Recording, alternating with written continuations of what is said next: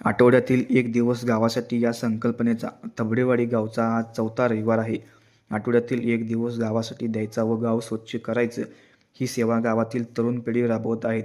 यात मोठा वाटा हा तंटामुक्ती अध्यक्ष सतीश काळे यांचा आहे. यांनी गावातील तरुण एकत्र करून मुख्यमंत्री समृद्ध पंचायत राज अभियान राबवत आहेत. तबडेवाडी ग्रामपंचायत सरपंच यांनी मुख्यमंत्री समृद्ध पंचायत राज अभियानाकडे पाठ फिरवली आहे, परंतु गावातील तरुण आठवड्यातील एक दिवस गावासाठी द्यायचा व आपलं गाव आपण स्वच्छ ठेवायचं अशी शपथ गावातील तरुणांनी घेतलेली आहे. त्यांना त्यांचं यश मिळत आहे. तसेच गावातील अनेक नागरिक यामध्ये समाविष्ट होत आहेत. आपल्या भागातील बातम्या पाहण्यासाठी व जाहिरातीसाठी आजच आपल्या SM न्यूज कवठेमहांकाळ या चॅनलला सबस्क्राईब करा व लाईक करा.